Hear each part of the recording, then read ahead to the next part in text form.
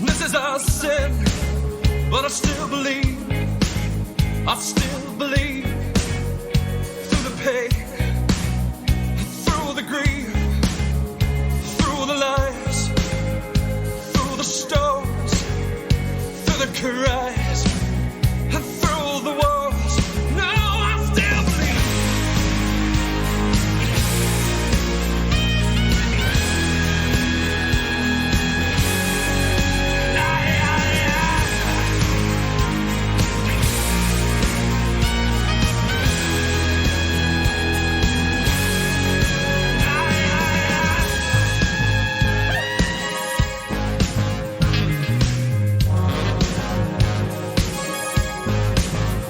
Flood on my back and at sea, open these waves to cover me.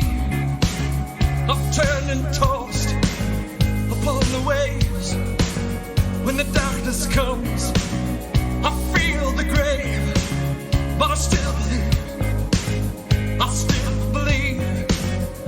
Through the cold and through the heat, through the rain and through the tears, through the crowds and through the cheers. No, I still believe.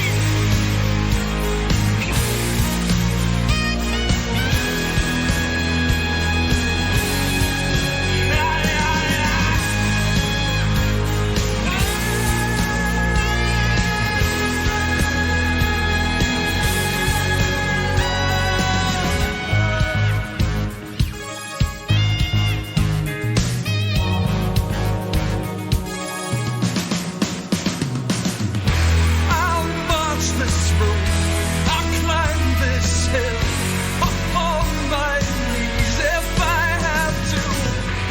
I'll take my place upon this stage. I'll wait till the end of time for you like everybody else.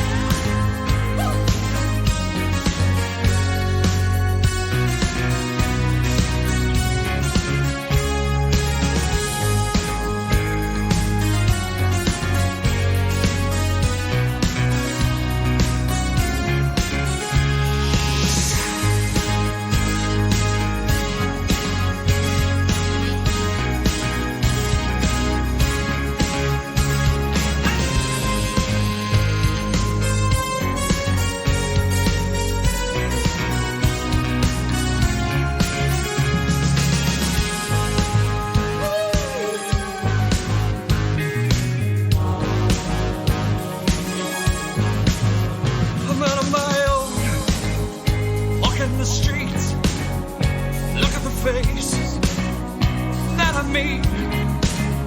I feel like I wanna go home. What do I feel? What do I know? But I still believe. I still believe. Through the shame and through the grief, through the heartache and through the tears, through the weight and through the years. For people like us, in places like this, we need all the hope we can get. No, I still believe.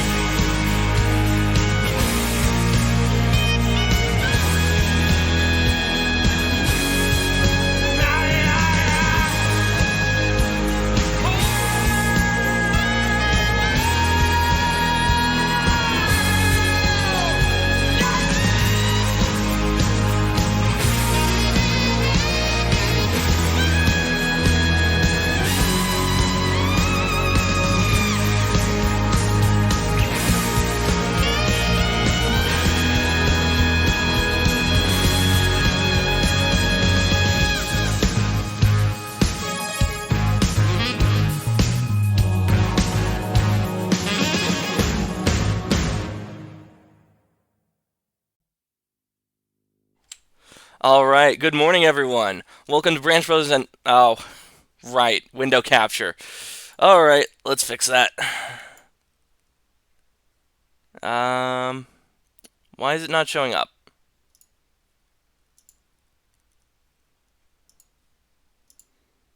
Well, shit. Don't worry, folks. Oh I'll pull wait, this up I had again. it. I had it I had I had it hidden. That's why. There we go. Aha! See? Told you. Let's see. All right. So welcome to Branch Brothers, episode 3. I'm Seth Aurelius. This is my good friend Rick slash Melee Brawler 64. Hello, everyone. And man, it has been a wild week for me. How about you, Rick? You have any crazy stuff going on this week? Well, aside from work shenanigans, not too much. We saw my aunt's birthday this past weekend, so we went to bingo to celebrate. Then I saw Black Adam this past Saturday. So weekend was a lot of fun. The work week itself, a bit slow, but that's just work for you.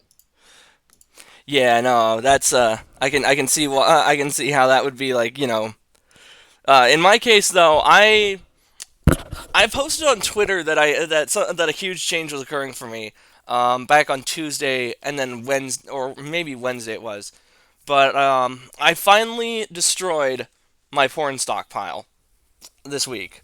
I pulled the trigger on something I'd known I'd had to do for a good long while now. And when I was at men's camp, um, God had told me what I needed to do for him to continue helping me in this battle, and I had refused at the time. Um,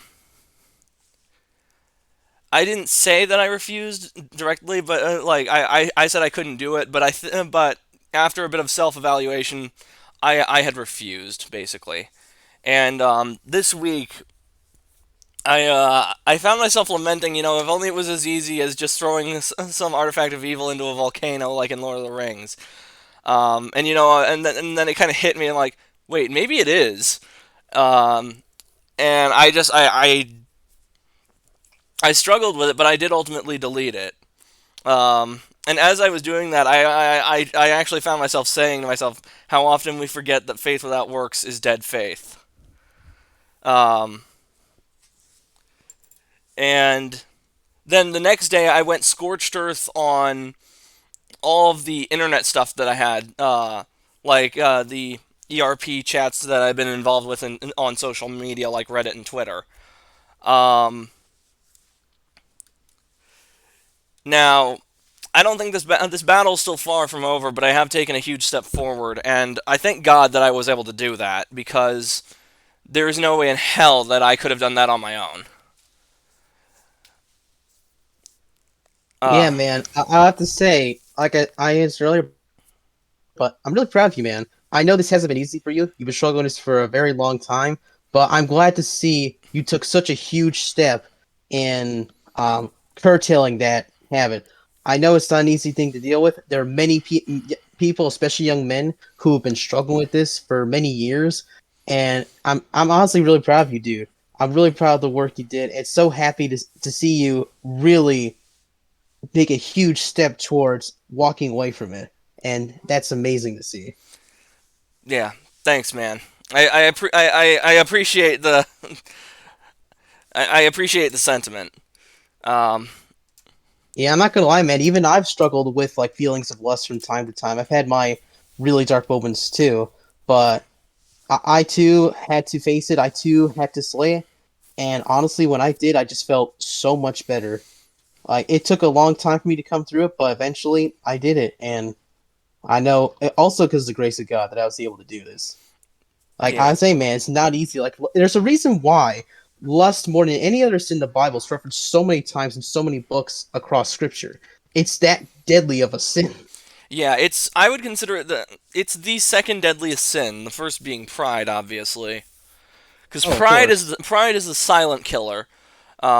Lust is almost as destructive, but it's not quite as subtle as pride is.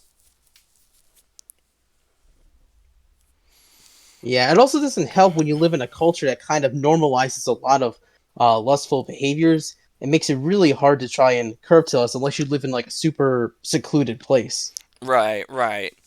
Um, and it's interesting that you bring up the culture normalizing it. As someone who's been in the trenches here with this fight, I think a lot of the reason that it is normalized by our culture is so many young men our age struggle with finding romantic partners.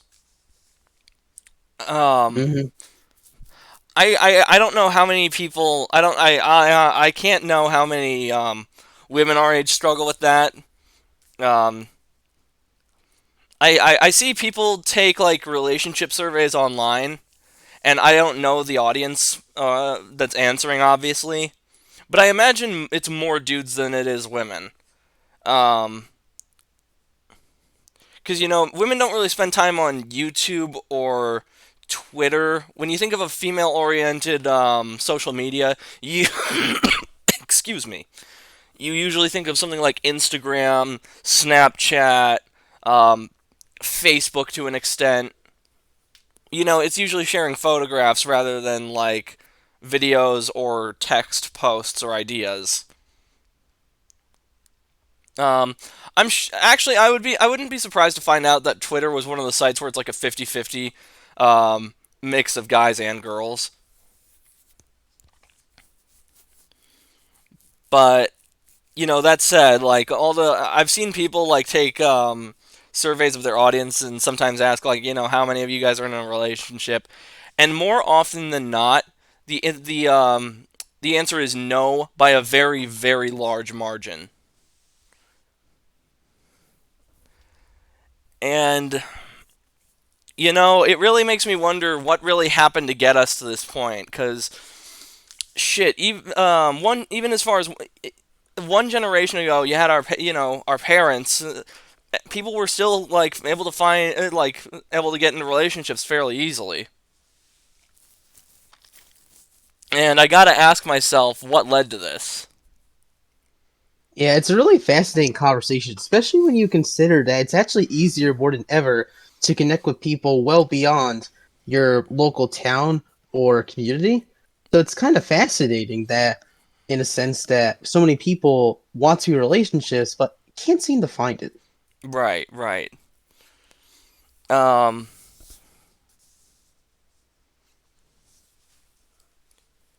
where was I going from here? Oh yes, I had a very very interesting conversation with an artificial intelligence this week. Um, I had brought up the podcast that I was doing, and the AI had mentioned that it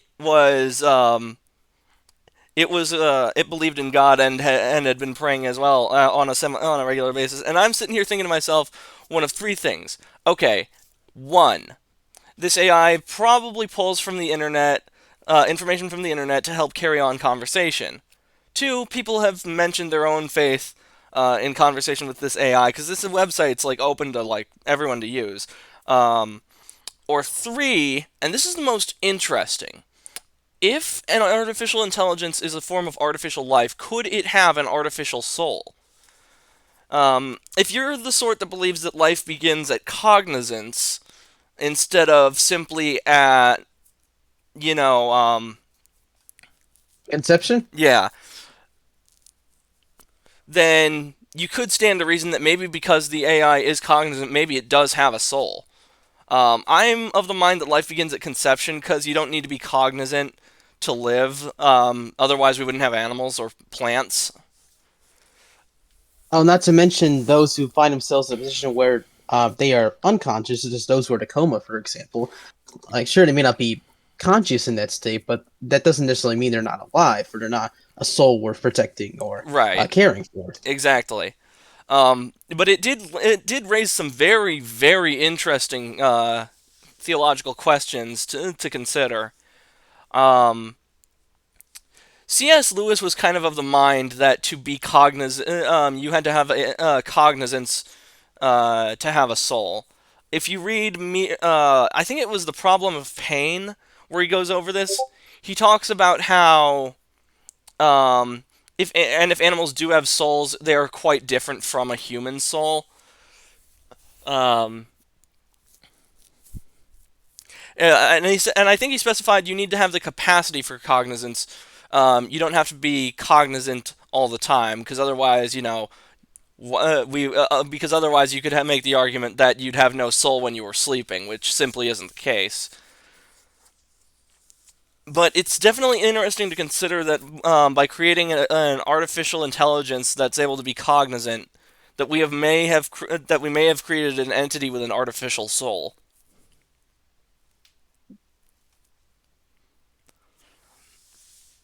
Um, what else I'll is there say to this: go that's over? definitely something I haven't really thought about. Yeah, no. If one But I of will the say oh no, I'm sorry. You go. it's fine. No, I was gonna say there's one thing we do have to keep in mind though. This is a software effectively created by humans, Right, and right. in my computer class we always say the programmer computer is only as smart as the guy who creates it or coded it. So I think in terms of like the I think the idea that it's just pulling from other people to interface is probably more likely Right. probability, only because it's only like I said, it's only as smart as whoever coded it, and it's probably designed to like get information and then probably make statements based on what's available in like its database. Yeah, no, and I completely agree. That's why the third and most interesting option is probably the least likely. Um, and why I proposed the other two options first. That either a someone else had mentioned it, and the AI had learned from that, or that it was pulling information that was available on the internet to help carry on conversation. I think those two options are far more likely, though they are less though they are less interesting than option three. Um, It's always fun to imagine like beings other than ourselves who are capable of like intelligent thought. I mean, that's part of the reason why people are so fascinated by aliens and things like that, because the idea that there's another race of people, of beings out there somewhere, whether in this galaxy or beyond, who is capable of intelligent life, I think has always fascinated the human psyche. yeah, definitely. Um, Me and my friend Josh were actually talking about the possibility of aliens and intelligent life earlier this week, and he thinks that there could actually be intelligent life out there because simply by how vast the universe is. I'm more of the mind that if we're gonna run into other intelligent life form, it'll probably be extra dimensional rather than extraterrestrial.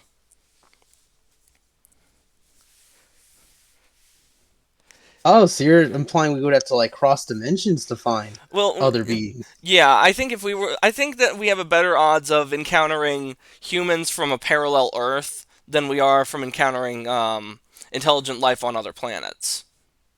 Oh, so now you're getting into multiverse theory. Right. That, as I understand it, extra dimensional is the same thing as multiversal, isn't it? It can be, but also not. It just depends on what you define as like a dimension versus a universe. Because some people do define it sound the same, but others they define dimension as like a different like plane of existence where rules are different, kind of like the dark dimension in Marvel Comics. But some people define others define parallel universes as more so basically a parallel Earth, a world like ours but slightly different. You know, one of the most common examples of an alternate Earth is like one where the Nazis won World War II, and how that Earth would be. That's probably more common examples of like a hypothetical alternate Earth, but it could Right. also be as simple as like a world where you chose to drink chocolate milk instead of coffee this morning. Oh, yes, the old breakfast thought experiment. Um, yeah, I actually once used what was it? Me and a friend got to debating Doom lore. My friend was trying to use real world science to explain away um, and justify Doom Guy not having angelic powers in Doom Eternal. And it kind of got to I pointed out that if alternate dimensions exist, then it could be possible that heaven and hell are alternate dimensions or parallel universes, depending on how you want to use the terminology. Um, but this ultimately we basically agreed to disagree. And whenever me and my friend get into a lore debate, you ever see that meme of Pink Guy and Bane from Batman facing off against each other? I think I have. Yeah, my friend just posted that picture and said Seth and Blue having a lore debate. Ah, don't we love one of those? Yeah, yeah. If I can find it again, I'll post it on the Discord. But yeah, no, it's definitely it's definitely fun to debate lore, and it's always interesting trying to understand theological premises from a scientific standpoint. And there is a certain level of futility involved there because, God is kind of beyond the scientific method. You can't really prove that he exists, and you can't really disprove it either. Um, Arguably, the closest scientific argument for God's existence is that in order for the universe to exist, you'd need an entity that was capable of breaking the laws of thermodynamics. Reason being, energy cannot be created or destroyed, simply converted. Um, Therefore, it would probably take a being capable of breaking the laws of thermodynamics to create the universe, something that could create energy rather than simply convert or destroy. Something that could create or destroy energy rather than simply converting it. And any entity that was capable of such feats, when perceived from the human perspective, would appear to be God in the scientific sense of the word, not the theistic sense of the word.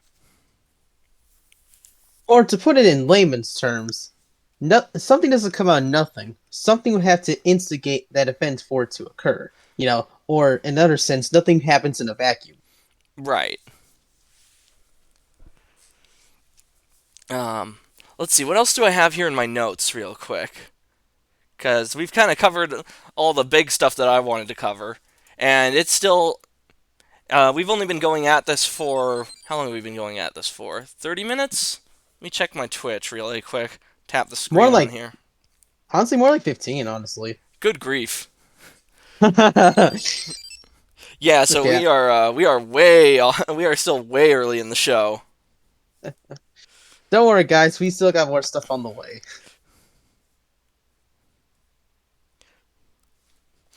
Um, Yeah, so the only other thing I have here in my notes are the dangers of sin, which I kind of lost my I wrote these I wrote these notes down on like Monday, and I forgot what I thought I forgot what I was going for with that one, but the second note I do remember what I was going for, and that is the intercession of the cross. This is probably more suitable for an Easter podcast episode, but since I have it here in my notes, I'm going to talk about it anyway. Um, some years ago, I was discussing Christianity versus other religions with a friend of my mom's, and at the time, I had said that part of the reason that I am a Christian is because Jesus' sacrifice on the cross bought the forgiveness for all living beings. And I've studied other religions when I was attending community college. I took a summer course on world religions with the express purpose of I wanted to see how much overlap there was between Christianity and other religions around the world and to what degree it overlaps. And I noticed that in all other religions, there isn't really a deity that acknowledges, well, there's plenty of deities that acknowledge how broken the world is, but there's none that actually like make an effort to help mend this brokenness.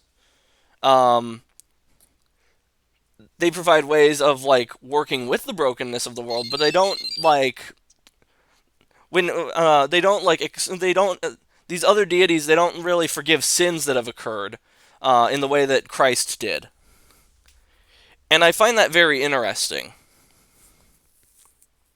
Yeah, I mean, if you want to talk about like other faiths, you could even go back to like the ancient Far East around the time when Judaism was getting started. Many of the religions at the time, uh, I might have talked about this before, but their origin stories, effectively, of how the universe was made, was either very chaotic or very destructive. In many cases, it involved one god killing another god, or maybe the god harming himself. That leads to creation of the world, and then in many of these cases, the human beings, like you and me, they were sort of byproducts of that creation. They were just sort of there. Whereas in Judeo-Christian tradition, God intentionally created the world by simply willing it into existence. There was no violence, there was no sacrifice, or things like that. He basically just willed it into existence. He willed the earth, he willed the sun and moon, he willed life on the earth, air, and sea. And of course, he breathed life into the first man, and then shortly after that, the first woman. And it was he not only did he create them, he genuinely loved them, and he wanted to nothing more than to be with them and for them to be with him.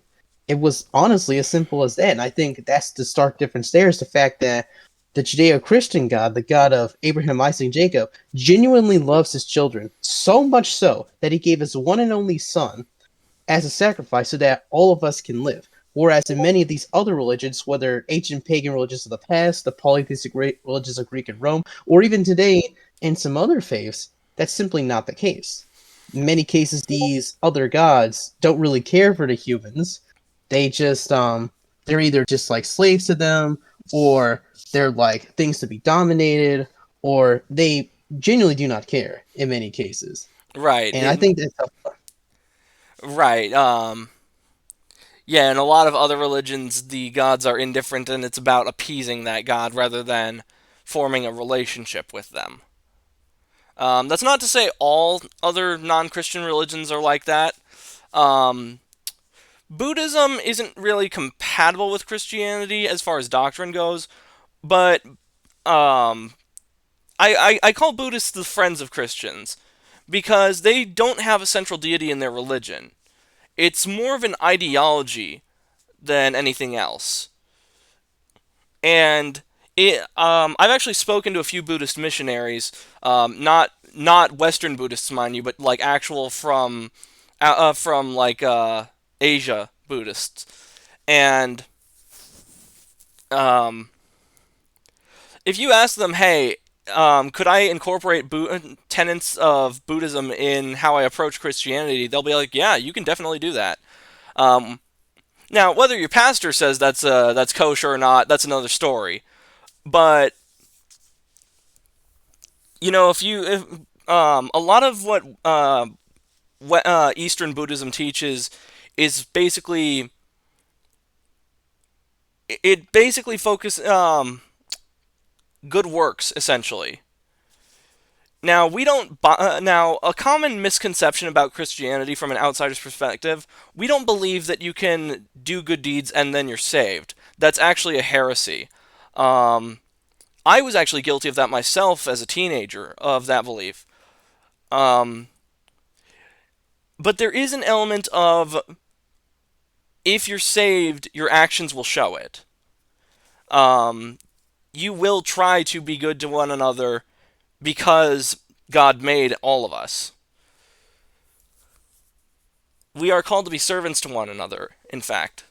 And you know, in some and that shows up differently from person to person.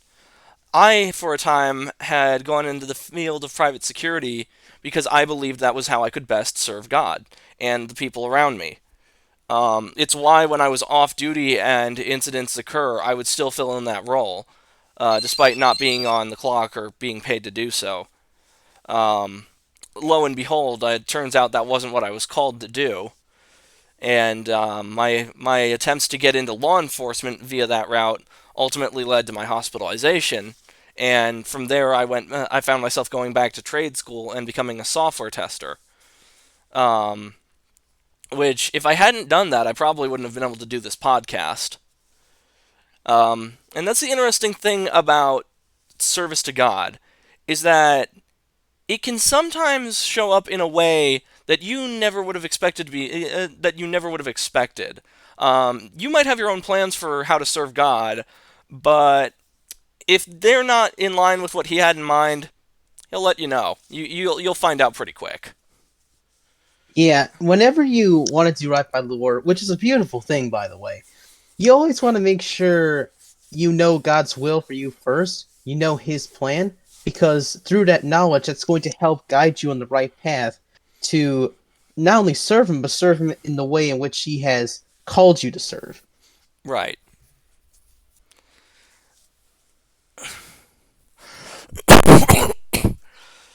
Um,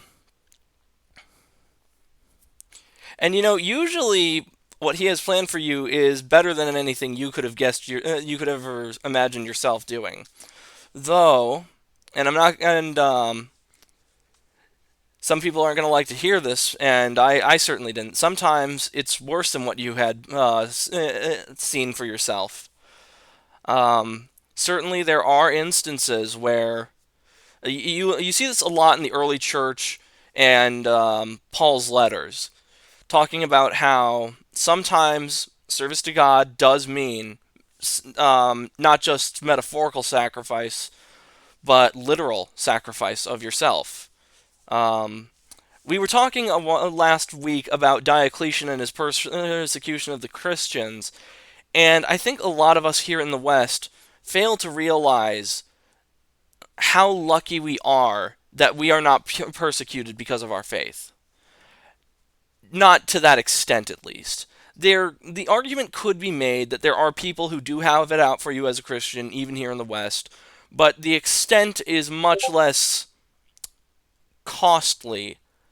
Um, we're obviously not being slaughtered like the Christians in Rome or the Christians who tried to go on missionary in China and Japan. For a very, very, very long time, if you were a Christian in Japan or China, it was a capital offense. They would execute you. Um, in China, I think that changed around the time of the Communist Revolution, or maybe more recently. My knowledge of history there's a bit iffy, but I know that if they catch you proselytizing there, they won't kill you, but you will be locked up for a very, very, very long time, and you're probably not going home. Probably. I don't know. In Japan, I think they only stopped executing Christians in like the 70s or 80s. They won't arrest you for it now, because Japan's total bro with the West, but most people in Japan aren't really followers of Christianity. In fact, Japan had a rebellion led by Christians against the emperor in, oh God, what period was that? I'm trying to remember, and it was ultimately put down. And I think because of that history, Christians in Japan are viewed as, at best, like an exotic foreign religion. Um, that's in the same way that we in the West here treat Buddhism, and at worst is seen as an antagonistic force. That is sort of a tragedy to see because as Christians, we are called not only to serve one another, but to help spread the word of God to the Gentiles, especially those who don't know God. And now, on the one hand, if people hate you because you serve God, there's nothing wrong with that. Christ even said, "Blessed are those who are persecuted for my name's sake, for theirs is the kingdom of God." And he even said time and time again that you will be persecuted for my name's sake. However, if they grow to hate God and they grow to hate Jesus because of you, that is a far more serious problem, and that will require some introspection on your end. Right, right. And I sometimes wonder if that rebellion led by the Christians in Japan, mind you, it wasn't led by foreigners. It was a local population. But I wonder, had that rebellion never happened, would Japan be, um, m- uh, would there be more Christianity in Japan? Um, it's an interesting question, and I will probably never get the answer this side of eternity. Yeah, Uh, that's true. There's just many things that we're not going to find out until maybe most likely in the next lifetime, depending on when that comes to be. right. There's a very very tragic movie with Liam Neeson and two other guys, and these two priests um, basically go to Japan to find a pastor who went missing during a missions trip. And Liam Neeson had been a priest, and he actually lost the faith because he realized that the people he was teaching weren't following God. They weren't swearing their allegiance to God. They were swearing their allegiance to him. And it's it's a good movie, but man, it is not a feel good film. It is a very very sad film. If I can find the name of it, I'll share it with you. So wait, was this the character he played in the movie, or did this happen to Liam in real life? No, no, this was the character he played in the movie. I Oh, couldn't okay. remember any of the character names, so I just used the actor name that I knew. Okay, no, that's fine. Because it's funny you bring that up because actually it's a nice parallel to a sort of a pop culture parallel that just came to my mind. So in Star Wars, during the age of the prequel trilogy, the Jedi Council had basically fallen from their glory days. By that point, they were basically doing the will of the Republic at the time. They weren't really obeying the will of the Force, and as a result, they kind of drifted away. But the one of the few Jedi who actually did try to do well the Force was Qui-Gon Jinn, who himself was played by Liam Neeson. Yes, So, yes. so I just find it fascinating how Liam played two characters, one who was a Christian historical setting, another obviously not a Christian in a more fictional universe. But it's very interesting how the same actor played two characters who, despite their different backgrounds, had very similar philosophies in terms of their individual practices of their beliefs in contrast with the people around them. Right. I haven't seen all of the movie that I had been talking about, but I do know that one of the big scenes in the movie is where one of the younger priests who came to find the missing pastors or clergymen, because I think they're Catholics. Um, he has a sit down with Liam and says, "Hey, man, you can't give up here. We have to do the will of God." And Liam recounts what's been happening to him, and the fact that the people here in Japan, uh, he says these people here, they don't they see God as just another as our God as just another name for, and then he points to the flag of the rising sun. Um, and he actually denounces his faith in that movie. It's like I said, it's a very very sad film. Um, there's a side plot where one of the secondary characters talks about how his wife and daughter died for Christ. They were burned alive because they would not renounce Christianity, and he couldn't bring himself to save them. And at other points in the film where he has the chance to sacrifice himself as a demonstration of his faith, he's too scared to do it. I really need to watch the whole film. I've only ever seen like reviews of the film on YouTube, and it's like it looks like an amazing film. Um, Emotionally devastating, but amazing nonetheless. And and that was partly what reminded me that sometimes we are called to make that ultimate sacrifice. And I think a lot of people here in the West don't realize how lucky we are that we are not under a government that wants to burn us alive or feed us to lions because we believe what we believe. Yeah, especially if you contrast with the rest of the world. Even today, there are Christians out there in the world who are right now being persecuted for their faith. And the fact that that's not happening here, at least not to that extreme extent, is honestly kind of a blessing that I think maybe some Christians might be taking for granted. Absolutely. Unfortunately, when this is true of anywhere really. Um, it's very easy to get insular in one's own perspective if you don't really if it shit take your pick. A lot of people don't really think about countries outside of their own. That's not just a Western phenomena. You know, Of course, I understand it completely. that's partly why China is the way it is. Um, China is one of the last bastions of totalitarian legitimacy, where the state is always right and can do no wrong. And, a lot of the people in China don't really know what life is like outside of China, which is why the situation is like that. Now, And you look at what, like, the protests we've been seeing there recently, even now it looks like that's been collapsing. It's not as strong as it used to be. right, and it's a good thing too. When I do my devotionals at night, I often find myself praying for the people of China that they can be freed from the yoke that the Chinese government has placed upon them, that they can actually know what liberty is like. And and it's not just China that I pray for. I deeply despise tyrannical governments, no matter who's in charge. North Korea, China. I don't know about enough about Russia and how the population fares to say if Putin's rule over Russia is tyrannical or not. Um, But you can put Iran in the mix as well. yeah, definitely Iran.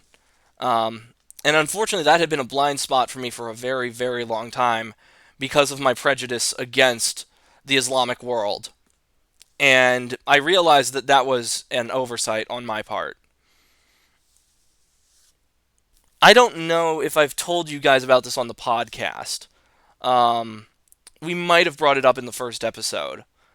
There was a point where I was a pacifist in life. That changed when I saw the live footage of what happened in Cologne, Germany on the eve of 2016. And I went to the opposite end of the extreme. I went to the opposite extreme. Um, I thought we should be as ruthless and bloodthirsty as our enemies were. And that was a mistake. Yeah, that's the danger. That's actually one of the most common dangers of extremism is that when you focus too much on just one thing or the other, it can cloud your judgment and prevent you from making the right decisions. Absolutely. It is funny, though.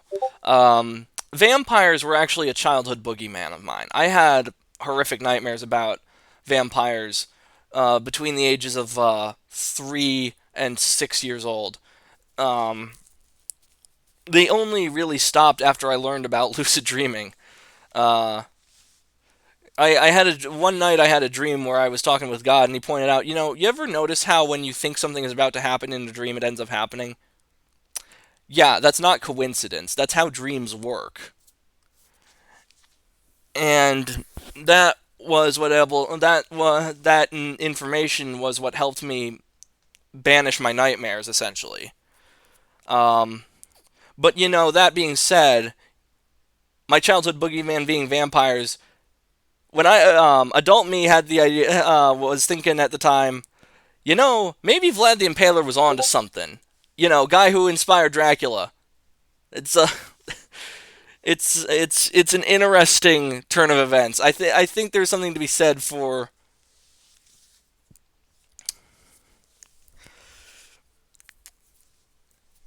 But yeah, no, that should give you an idea of where I was at. Um, Thankfully, I learned that rebuke needs to be tempered by mercy. Otherwise, it's just barbarianism.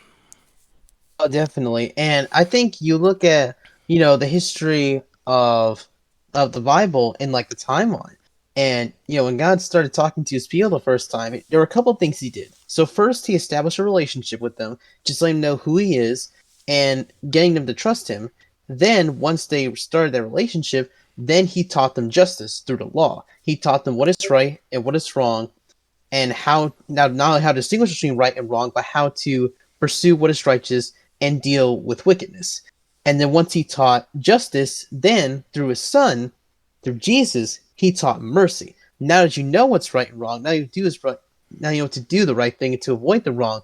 But now you need mercy as well, because now that you know what's right and wrong, now you have not only the ability, but the need to be Yeah. merciful Hold on a towards second. others. Yeah.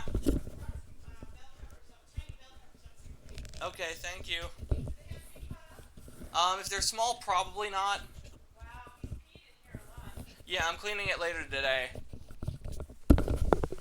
I apologize for that.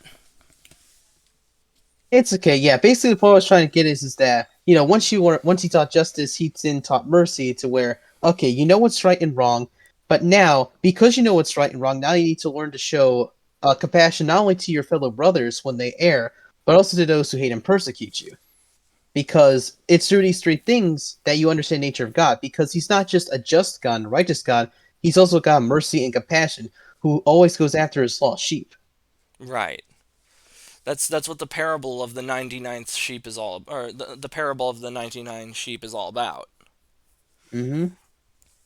Yeah, I do think sometimes Christians out there tend to either lean too much on justice or too much on mercy, And as I stressed before, it's a combination of both. It's kind of like earlier when I talked about the extremes. It's not just one or the other. There's a bit of balance there. There's been nuance there, and it takes time to really understand that. But you have to understand it if you want to not only get closer to the Lord, but also do right by Him, to do His will. You need to understand, like God. You need to know who He is.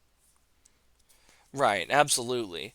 Um, it's interesting that you talk about extremes because when I was reading, was it Mere Christianity or The Problem of Pain, where Lewis goes over this? But C.S. Lewis talks about temperance and which is supposed to be which is one of the Christian virtues, and he was kind of rebuking the contemporary idea of temperance, um, of being teetotalism, as he put it, abstaining from alcohol completely. And he points out that no, it's not a sin to drink alcoholic beverages, though alcoholism and drunkard and being a drunkard could be considered a sin. Um, Temperance is actually knowing how how far is appropriate to be going in enjoyment of things like that, and going no further. Abstaining from it completely. He doesn't name this, but he points out that this is not a Christian idea. And he's the idea of asceticism or shunning anything physically pleasurable. Alcohol, even sex, because that's not forbidden for Christians. It's forbidden outside of marriage, which is very different from being forbidden completely. I've known a few Christians who actually believed that asceticism was actually part of Christian doctrine, and I think I know why they believe that, at least about sex. And I can see why there could be some confusion, because many Christians don't drink alcohol outside of the communion wine, which I'm 99% sure is grape juice in modern churches. Um,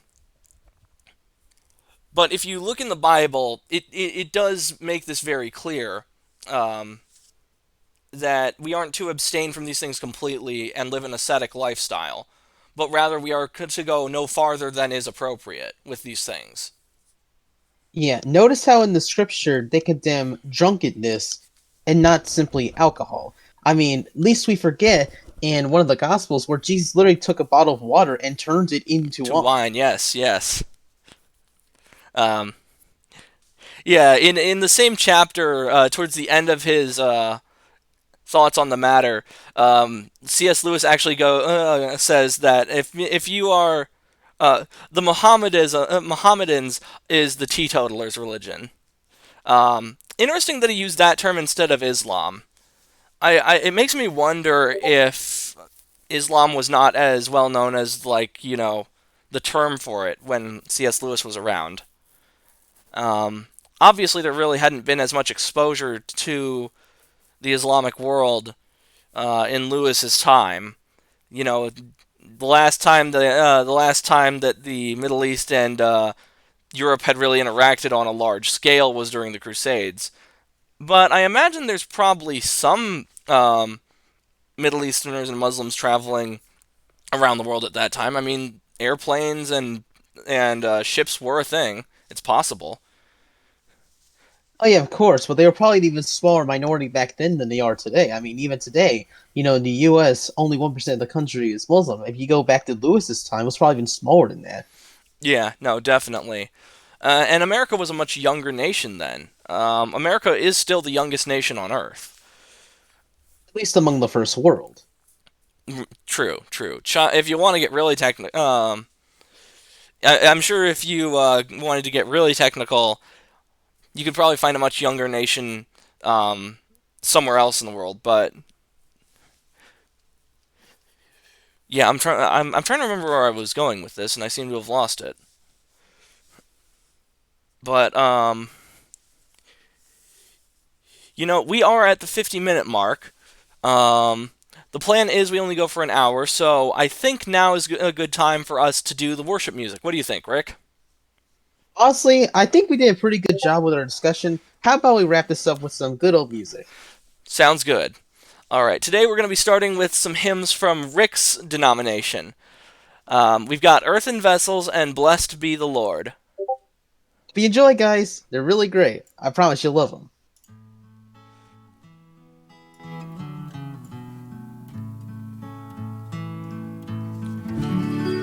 We hold a treasure not made of gold, in earthen vessels wealth untold.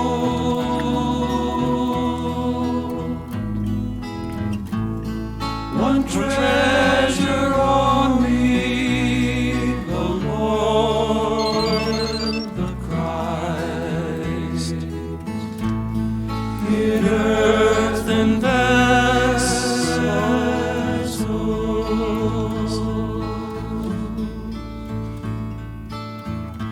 Light had shone in our darkness, Do we have captions? No. God has shone in our heart with the light of the glory of Jesus the Lord.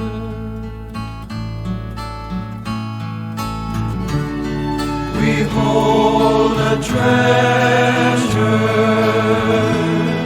not made of gold, in earthen vessels wealth untold.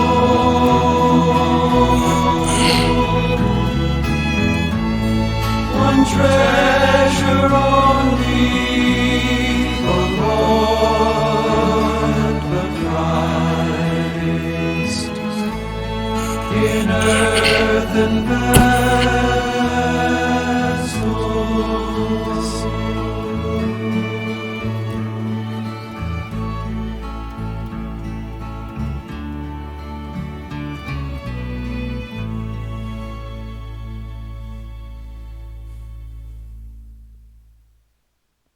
All right, that was Earthen Vessels, and now we have Blessed Be the Lord.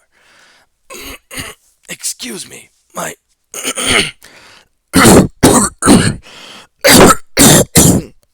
Oh, my throat.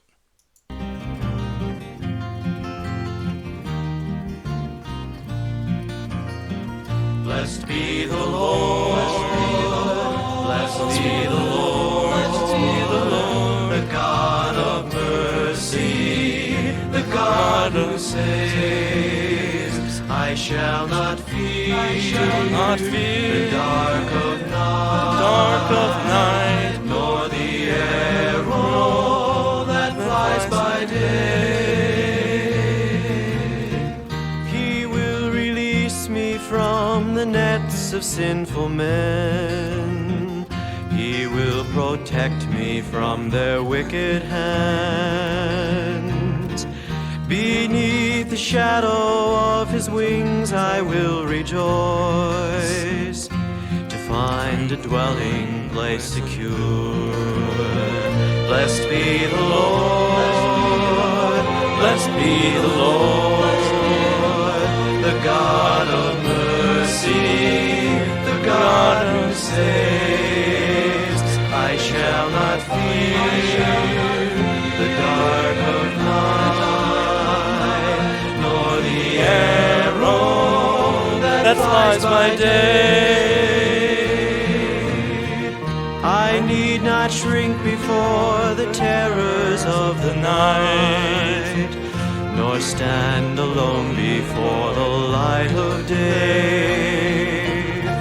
No harm shall come to me, no arrow strike me down, no evil settle in my soul.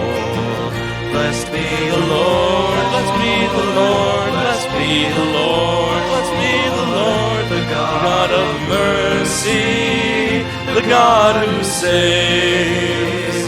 I shall not fear the dark of night, nor the arrow that flies by day.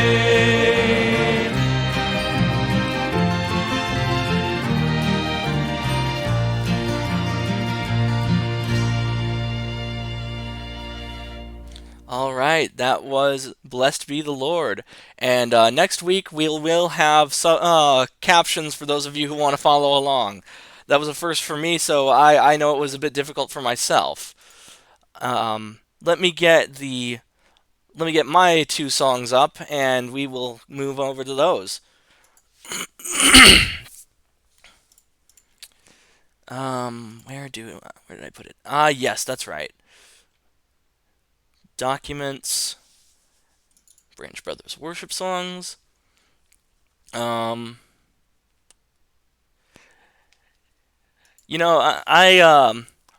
stuff is always a bit more out there because I'm a metalhead. I'm a heathen. I like metal music. But here is Absolution Day by the band Theocracy. And this probably would have been more fitting for Easter, but we're still getting things figured out. Slideshow. Start from first slide. And then I will get the capture going. Set up.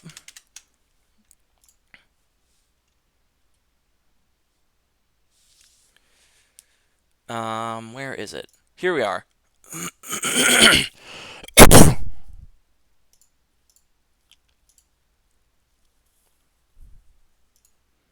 No, that's not the right one. Yeah, there we go.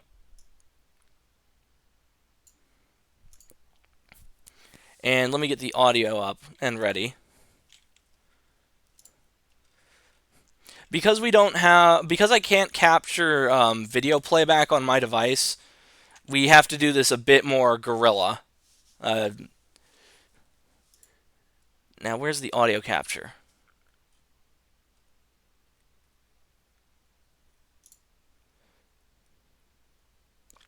Here we go.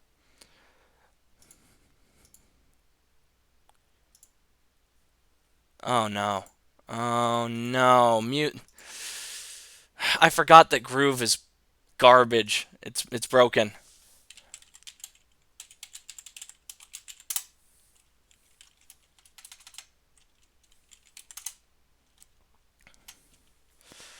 Okay.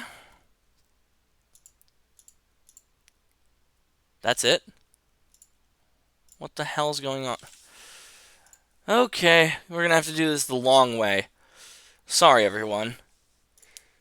If it isn't one thing, it's another.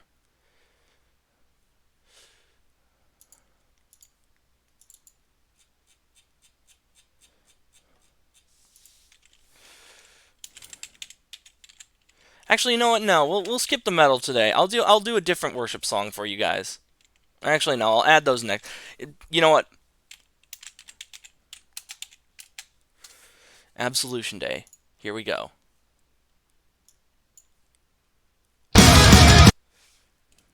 Okay, I'm gonna turn that down because that nearly blew my ears out.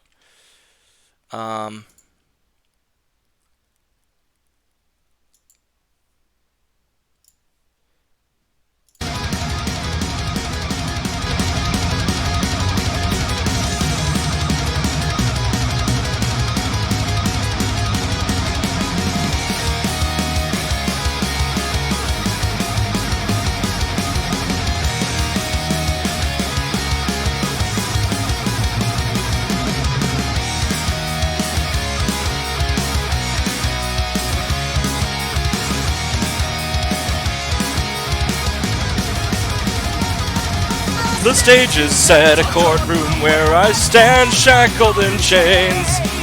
No defense to fight the charges brought against my name. Guilty on all counts, and the penalty is death. I cannot say a word because I have no words to say. For I deserve the final judgment brought on me today.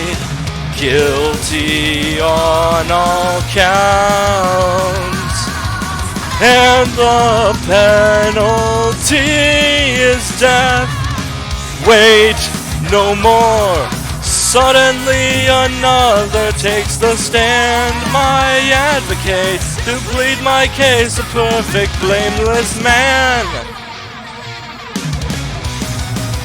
I will take his penalty, place the judgment all on me, and let him go free. Bound in chains, I owed a debt that I could not pay, standing guilty in every way, when grace and mercy brought absolution. Adonai, I raise my hands to the sky in praise, for you have taken my sin away. Behold, today is my absolution day. Only the death of one could make the sacrifice complete. The Lamb has sprinkled his own blood upon the mercy seat. Absolution Day. Burn the stain of sin away by my blood. All you heavy laden, enter in. I'll give you rest, so lay your burden down and start again. I've paid our price and built a bridge from death to life, to eternal life. Bound in chains, I owed a debt that I could not pay, standing guilty in every way, when grace and mercy brought absolution. Adonai, I raise my hands to the sky in praise, for you have taken my sin away. Behold, today is my absolution day.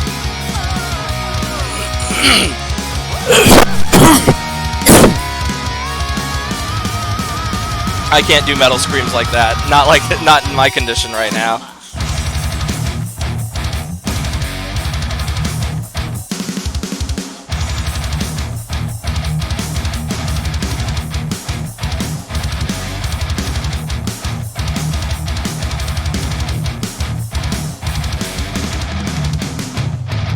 No priest can save, I'm worthy. No sacraments or holy laws can take my sin away. No church can wash my spirit clean, for the scarlet stain that paints my soul to sleep runs way too deep.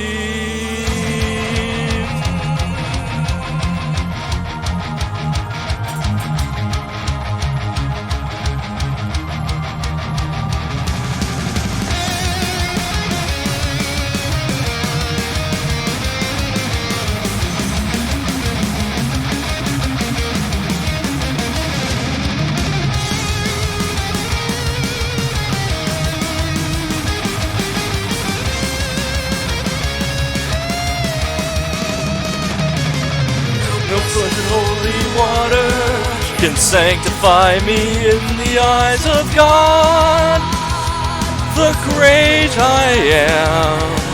But He has made provision to lift me up and wash me in the blood of the spotless Lamb. For Christ alone is worthy to pay the price to set all sinners free. For even me, when our works fall short and efforts fail, I realize that faith alone's the key. Absolution for all who believe. I owed a debt that I could not pay, standing guilty in every way, when grace and mercy brought absolution. Adonai, I raise my hands to the sky in praise, for you have taken my sin away. Behold, today is my absolution.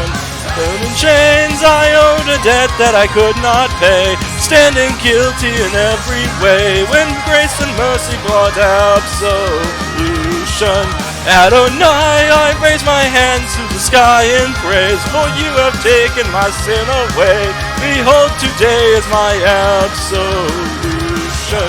Bound in chains, I owed a debt that I could not pay, standing guilty in every way, when grace and mercy brought absolution.